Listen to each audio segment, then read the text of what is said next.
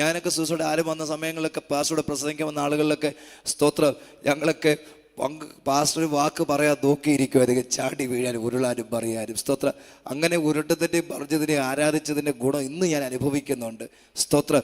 ഞാൻ നല്ല ആഹാരം കഴിച്ചത് ഈ ബൈബിൾ ചുമന്ന ശേഷമാണ്, നല്ല വസ്ത്രം ധരിച്ചത് ഈ ബൈബിൾ ചുമന്ന ശേഷമാണ്. സ്തോത്രം. ഇതിൻ്റെയൊക്കെ രഹസ്യങ്ങൾ എൻ്റെ ജീവിതത്തിൽ ഞാൻ മനസ്സിലാക്കുന്നത് ആരാധന തന്നെയാണെന്ന് എനിക്കറിയാം, കർത്താവിനെ ആരാധിച്ചത് തന്നെയാണെന്ന് എനിക്കറിയാം. അതുകൊണ്ട് ഹൃദയം തുറന്ന് മനസ്സ് തുറന്ന് ദൈവത്തെ ആരാധിക്കുക.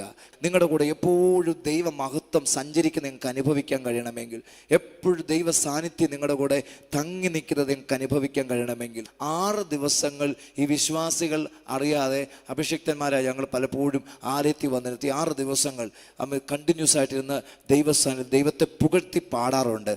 നമ്മൾ ഒത്തിരി പാട്ടുകൾ പാഠപുസ്തകങ്ങളുണ്ടെങ്കിലും അതിൽ ചില പാട്ടുകൾ ദൈവത്തെ പുകഴ്ത്തുന്ന പാട്ടുകളാണ്, അതിൽ കൂടുതൽ പാട്ടുകൾ തമിഴ് പാട്ടുകളാണ്, ദൈവത്തെ പുകഴ്ത്തി പറഞ്ഞ പാട്ടുകൾ.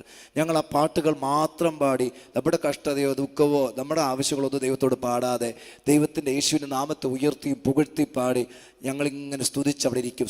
ആ സമയങ്ങളൊന്നും ഒരു വലിയ അന്തരീക്ഷമൊന്നും കാണാറില്ല, പക്ഷേ ഞായറാഴ്ച അന്തരീക്ഷം തുറന്നിരിക്കുന്നത് കാണാൻ പറ്റാറുണ്ട്.